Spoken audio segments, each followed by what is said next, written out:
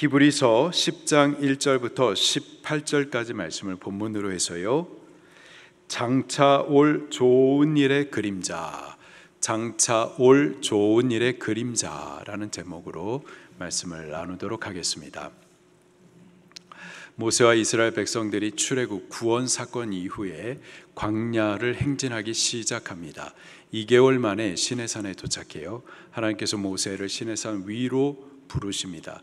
그리고 율법을 저에게 맡기시면서 그 율법을 이스라엘 백성들에게 전해주시죠. 율법과 함께 이제 제사장 나라로서 하나님을 섬겨드릴 처소 성소를 건축하도록 합니다. 출애굽기 40장에 보게 되면은 그 성소 성막을 완성해요. 그때로부터 500년 동안 성막에서 하나님을 제사합니다. 그리고 솔로몬 때에는 그 성막을 이제는 건축해서 성전을 세우죠. 그리고 그 성전에서 1000년 동안 또 하나님을 섬겨 제사합니다. 히브리 민족에게 있어서 이 성전은 절대적이에요. 너무 중요합니다. 그들 삶의 중심이에요. 근데 이 성전은 모세가 그냥 임의로 만든 것이 아니고 산 위에 있었을 때 하나님께서 보여주신 대로 그 참 장막, 참 성전을 보고서 본 대로 본을 따서 만들어 놓은 것이 이 땅의 성막 성전인 거죠. 땅에 있는 성전은 모형인 겁니다. 원형은 누구죠? 예수 그리스도이세요. 이 성전의 성막 안에 있는 여러 그 성물들, 기물들, 그 다 예수 그리스도를 비유해 주시고 예표해 주시고 상징해 주시는 거죠. 이 성막 안에 하나님을 제사 드리는 이 제사에 대해서 오늘 또 말씀을 해주시는데, 이 제사도 역시 장차 올 좋은 일, 곧 예수 그리스도의 그림자다. 예수 그리스도가 바로 원형이시다라고 소개를 해 주십니다. 1절과 2절 말씀을 같이 읽겠습니다. 시작. 율법은 장차 올 좋은 일의 그림자일 뿐이요 참 형상이 아니므로 언제나 온전하게 할 수 없느니라. 그렇지 아니하면 섬기는 자들이 단번에 정결하게 되어 다시 죄를 깨닫는 일이 없으리니 어찌 제사 드리는 일을 그치지 아니하였으리요. 율법은 장차 올 좋은 일의 그림자입니다. 그림자로서의 기능과 또 역할이 있어요. 그러나 참 형상이 아니기 때문에 한계가 있습니다. 어떠한 한계냐면은 율법을 따라서 해마다 같은 제사를 올려드립니다. 올려드리지만은 그 제사한 자를 온전케 할 수가 없어요. 그 올려드리는 제사로는 죄를 온전히 속하지 못하기 때문에 다시 또 제사를 드리면서 죄를 용서해 달라고 그 제사를 그치지 않고 반복적으로 드려야만 했었던 거죠. 3절 말씀입니다. 시작. 그러나 이 제사들에는 해마다 죄를 기억하게 하는 것이 있나니. 율법은 분명히 한계가 있습니다. 한계가 있음에도 불구하고 그림자로서의 그 기능과 역할이 또 있어요. 그것이 뭐냐면은 죄를 깨닫게 해 주는 겁니다. 제사 드리는 자가 제물을 가지고 옵니다. 그러면 제사장이 그 제물의 목을 따서 피를 다 쏟아내게 합니다. 그리고 각을 떠요. 조각조각 잘라내는 겁니다. 목 자르고 팔 자르고 다리 자르고 몸통을 잘라냅니다. 그리고 나무와 함께 번제단에 넣어가지고는 불살라서 완전히 제가 되기까지 그렇게 태웁니다. 죽이는 거예요. 하나님의 심판을 나타내 주는 겁니다. 그러면서 기억을 하는 거예요. 아, 죄라는 것이 이런 거구나. 아, 죄의 삭은 사망이구나. 그 생명의 피를 다 쏟아내 죽게 하는 거구나. 육체를 조각조각 잘라내어 죽게 하는 거구나. 하나님의 진노의 불을 받아서 죽게 하는 것이 바로 죄구나. 이 짐승들이 이렇게 처참하게 죽는데 죄 때문에 죽는 거구나. 나 때문에 죽는 거구나. 내가 이러한 죄인이구나. 그렇게 죄를 생각하게 하는 것, 이것이 바로 율법의 기능과 역할이라는 거죠.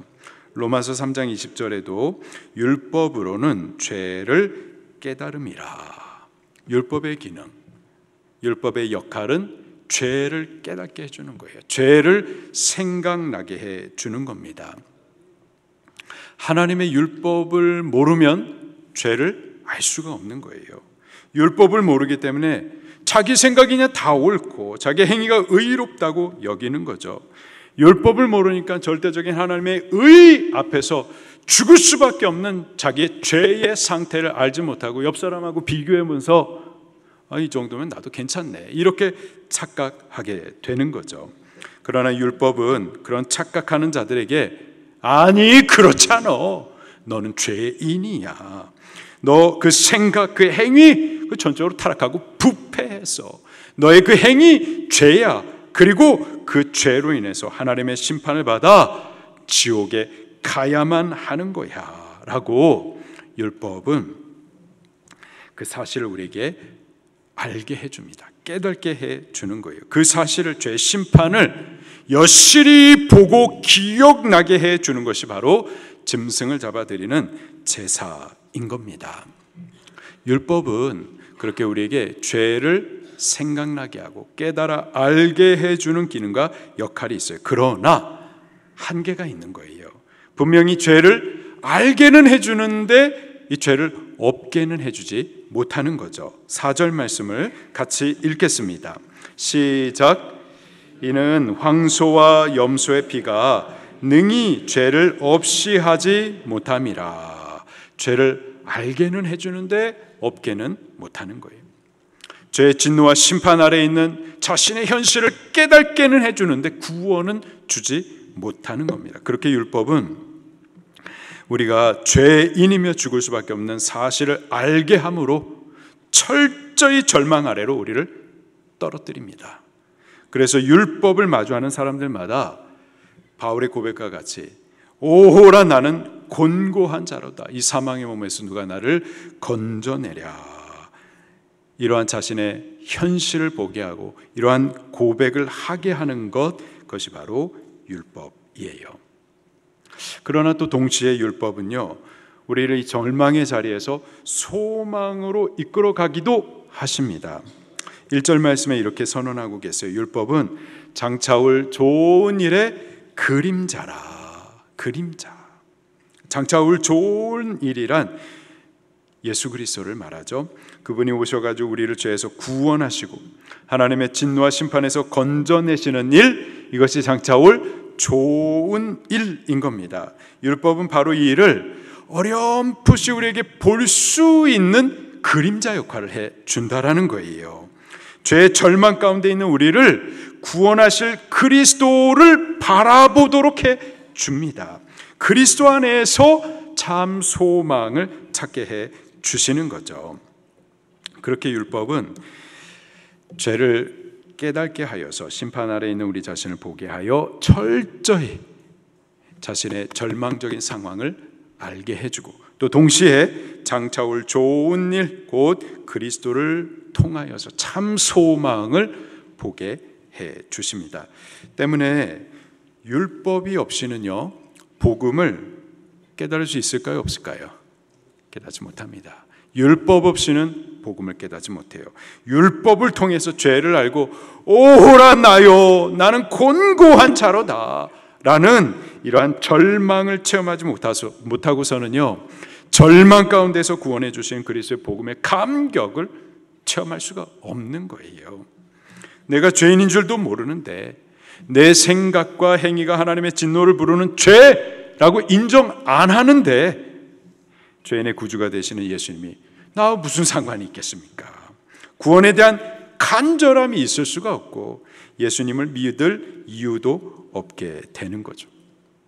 때문에 하나님께서는 먼저 율법으로 죄를 알게 하시고 하나님의 진노의 심판 아래에 있는 우리의 현실을 깨닫게 해 주심으로 철저한 절망을 느끼게 해 주시는 겁니다.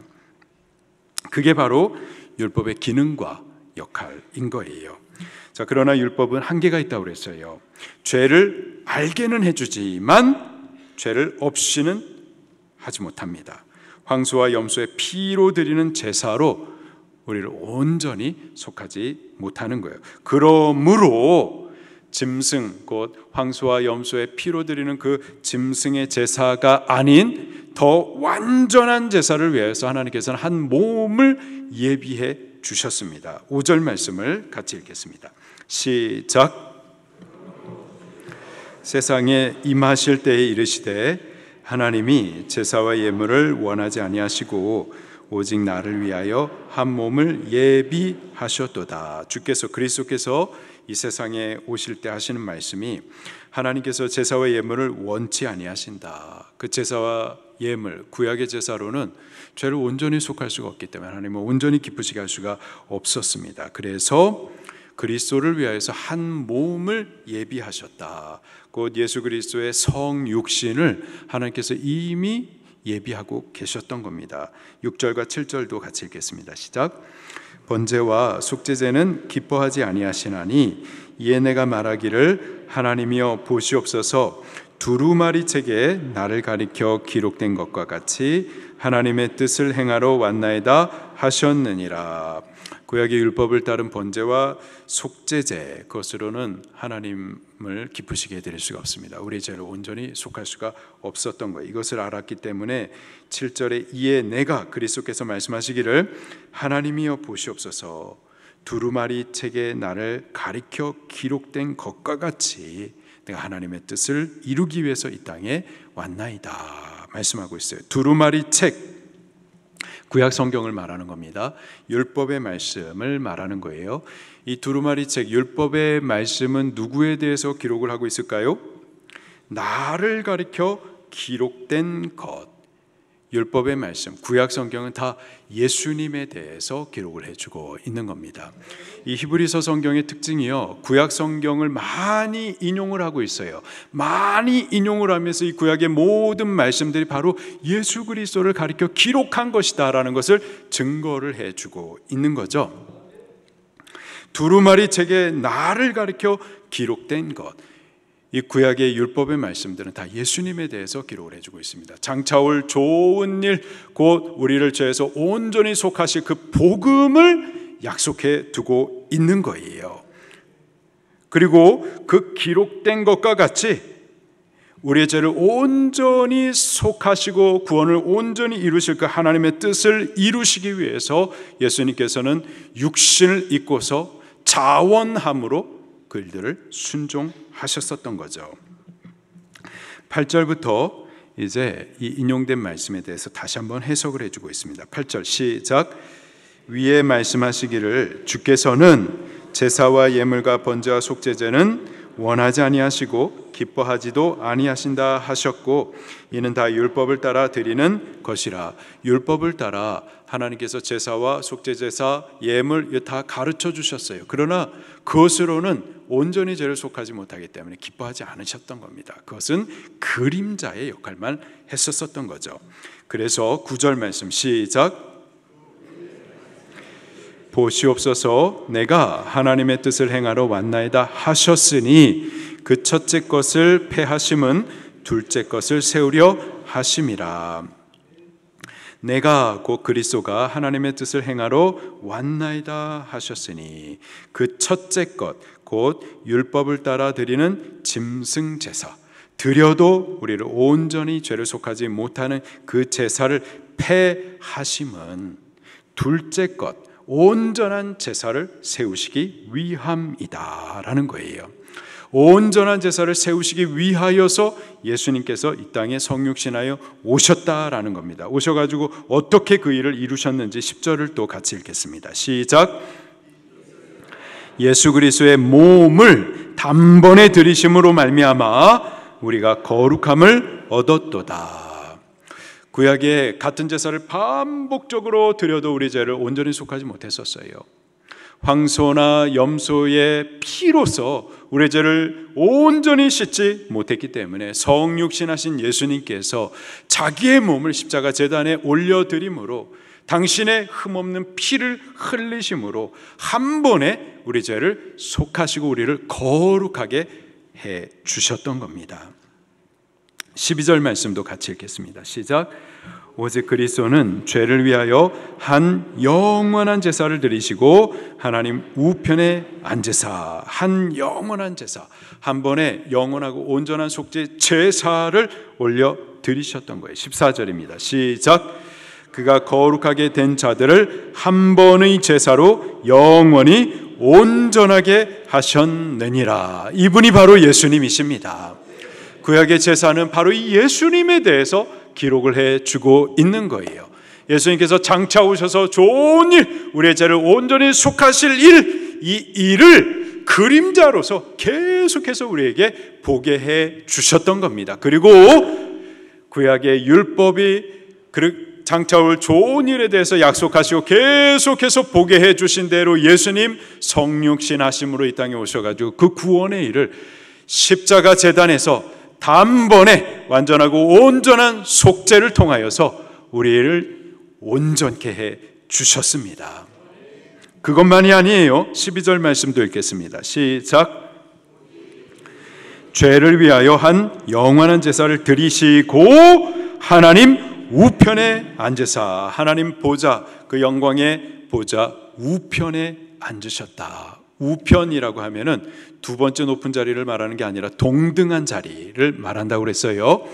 예수님, 그분 지금 그 하나님의 지극히 높으신 영광의 자리에 앉아 계시고 또 통치와 심판의 절대적인 주권을 갖고 계시면서 우리를 위해서 뭘 하신다고요? 지금도 중보하고 계십니다. 우리를 위해서 지금도 기도하고 계시는 거예요.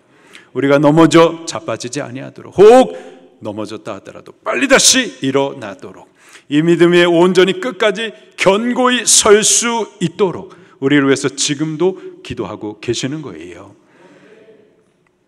지금까지 우리가 예수님 믿고 있는 거, 범죄하지만 다시 회개함으로 하나님 앞에 나올 수 있는 거, 지금 이 자리에서 우리 예배하고 있는 거, 우리 스스로의 믿음, 우리 스스로의 힘 아니에요. 지금 하나님 영광의 보좌 옆에서 우리를 위해서 기도하고 계시는 그리스도의 중보 때문인 줄 믿으시기를 바랍니다. 또 그것만이 아니에요. 13절 말씀도 같이 읽겠습니다. 시작. 그 후에 자기 원수들을 자기 발등상이 되게 하실 때까지 기다리시나니. 예수님은 십자가와 부활을 통하여서 이미 마귀의 권세를 깨뜨리셨어요. 근데 아직까지도 이 세상에는 마귀의 패잔병, 패잔 세력이 남아 있습니다. 그러나 예수님께서 반드시 다시 오셔서 우리에게 완전한 승리를 이루어 주실 겁니다. 여기 원수들을 자기의 발등상 되게 하시겠다 말씀하고 있는데, 발등상이라고 하면 발을 놓는 투를 말하는 거예요. 다윗과 거인장수 골리앗이 싸우죠. 두 민족을 대표하여서 싸웁니다. 다윗은 하나님의 백성 이스라엘을 대표해서 싸우고요. 골리앗은 하나님의 백성을 대적하는 블레셋, 곧 마귀, 원수를 상징하는 세력이에요. 그 원수 마귀를 대표하여서 골리앗이 나와 싸웁니다. 골리앗이 이 싸움을 위하여서 창과 단창을 들고 나왔어요. 다윗은요, 물맷돌 5개를 가지고 여호와 하나님의 이름으로 싸웁니다. 물맷돌 하나를 꺼내 가지고 골리앗을 향해서 던졌습니다. 단 한 번에 골리앗을 쓰러뜨려요. 그 쓰러진 골리앗을 향해서 다윗이 달려갑니다. 그리고 발로 골리앗을 밟았어요. 그게 발등상 되게 한 겁니다. 발등상이란 원수를 정복한 상태를 말하는 거예요. 완전한 승리를 말하는 겁니다. 예수님 반드시 다시 오셔서 이 세상의 세력 마귀의 권세를 완전히 정복하시고 우리에게는 완전한 승리를 주실 줄로 믿습니다. 승리자 이스라엘에게 약속하신 저 영원한 천국을 유업으로 얻게 해 주실 거예요. 이분이 바로 예수님이십니다. 우리는 다만 그 예수님을 믿으면 되는 거예요. 그 예수님을 믿기만 하면은 예수 그리스도의 대행대속하신 그 복음, 장차 좋은 일의 그 성취를 우리가 누릴 수 있게 되는 겁니다. 15절 말씀, 또 믿는 자에게는요 하나님께서 새로운 언약을 체결해 주시는 거예요. 16절 시작. 주께서 이르시되 그날 후로는 그들과 맺을 언약이 이것이라 하시고 내 법을 그들 마음에 두고 그들의 생각에 기록하리라. 아멘. 그날 후로는 그들과 맺을 언약이 이것이라. 구약시대의 언약은 행위의 언약이에요. 하나님께서 주신 율법의 말씀을 우리가 온전히 행함으로 의롭다함을 얻고 그 행함을 통하여서 구원을 주시겠다라는 약속이었었어요. 하나님의 율법의 말씀에는 아무런 흠이 없습니다. 근데 우리가 그 율법을 행할 능력이 없는 거예요. 때문에 구약의 언약을 통하여서, 그 행위의 언약을 통하여서는 아무도 하나님 앞에 의롭다함을 얻을 수가 없고 구원을 얻을 수가 없습니다. 그러나 예수님을 믿는 자에게는 새 언약을 체결해 주시는데 우리의 행위가 아니라 예수님의 대행 대속하신 은혜를 믿는 그 믿음을 통하여서 의롭다함을 얻게 되어지고 구원을 얻게 되는 거예요. 오직 믿음으로, 오직 은혜로 얻는 구원의 언약이 바로 새 언약인 겁니다. 여러분 예수님 믿으십니까?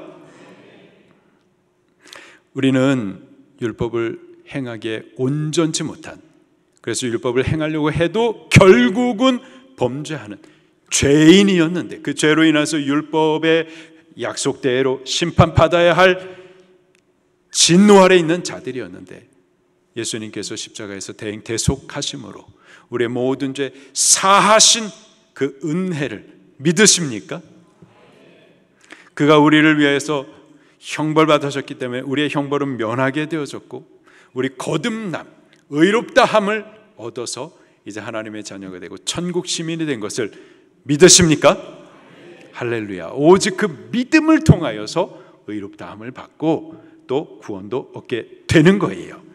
자, 그렇다면 믿는 우리는 율법 상관없이 살아도 되는 걸까요?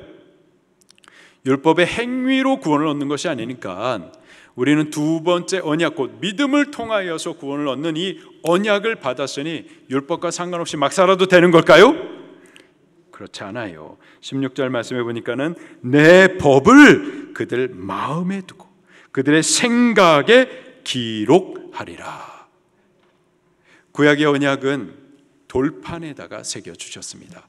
그런데요, 새 언약은 우리의 마음에 하나님의 말씀을 새기고 우리의 생각에 하나님의 말씀을 기록해 두셔서 하나님의 말씀을 생각나게 하시는 거예요. 하나님의 말씀을 믿도록 하시는 거예요. 우리의 마음을 새롭게 하시고 자원하는 마음을 주셔서 그 말씀을 행하고 싶도록, 행할 수 있도록 도와주시는 것입니다. 율법 없이 사는 게 아니라 사랑으로, 자원함으로, 온전함을 따라 율법을 행하여 살게 해주시는 거예요. 예수님 믿는 우리는 이제 주께서 우리의 마음에, 우리의 생각에 말씀을 감동해 주실 때마다 순종만 하면 되는 겁니다. 17절 말씀입니다. 시작. 또 그들의 죄와 그들의 불법을 내가 다시 기억하지 아니하리라. 믿는 자들은요, 죄 용서함 받는 것뿐만 아니라 하나님께서 그들의 죄를, 과거의 죄를 기억지 않으세요. 다시 기억지 아니하시는 겁니다. 우리는요, 그러면 우리는 그 속죄의 능력을 의지하여서 우리의 손과 발로 우리가 사는 동안 행위로 범하는 그 죄악을 날마다 고백하고 회개함으로 다시 새롭게 하시고 다시 정결케 해주시는 그 은혜를 누리면 되는 겁니다. 18절 말씀입니다. 시작. 이것들을 사하셨은즉 다시 죄를 위하여 제사 드릴 것이 없느니라. 예수님께서 십자가의 제사로, 그 한 번의 완전하고 영원한 속죄의 제사로 우리 죄를 완전히 씻으셨기 때문에 다시 제사 드리면서 하나님 죄 용서해 주세요 할 필요가 없어지게 된 거예요. 죄 사함 받지 못하면 어떻게 되는데요? 하나님 앞에 죽을 수밖에 없습니다. 그래서 죽을까 두렵고 떨림으로 짐승의 피를 가져와서 제사하지 않아도 되는 거예요. 이제는 오히려 우리를 새 생명 주신 그 은혜에 감사함으로 예배해 드리면 되는 겁니다. 예수님, 그분은 그림자와 같았던 율법이 장차올 좋은 일에 대해서 약속하고 있는 대로 이 땅에 찾아오셔가지고 우리의 죄를 온전히 속하셨습니다. 십자가에서 피 흘려 죽으심으로 한 번에 완전하고 온전한 속죄를 이루셨어요. 우리의 과거의 부끄럽고 수치스러운 죄 씻으셨습니다. 하나님 다시 기억지 아니하세요. 우리도 기억지 마시기를 바랍니다. 그리고 그분은 지금도 하나님 영광의 보좌 위에서 우리를 위해서 지금도 간구하고 기도하고 계세요. 지금 우리가 서 있는 것 예수 그리스도의 중보 때문입니다. 그리고 그분이 계속해서 중보하시기 때문에 우리 넘어지거나 자빠지거나 쓰러지지 아니할 것을 믿으시기를 바랍니다. 그분은 우리의 생각과 마음 가운데 말씀을 기록해 주셔서 감동해 주실 거예요. 감동할 때마다 우리는 순종하면 되겠습니다. 우리 행위로 범하는 죄, 사는 동안에 손과 발로 짓는 죄, 그러나 속죄함의 그 능력을 의지하면서 날마다 회개를 통하여서 새롭게 하심, 다시 사함을 받는 그 은혜를 누리십시다.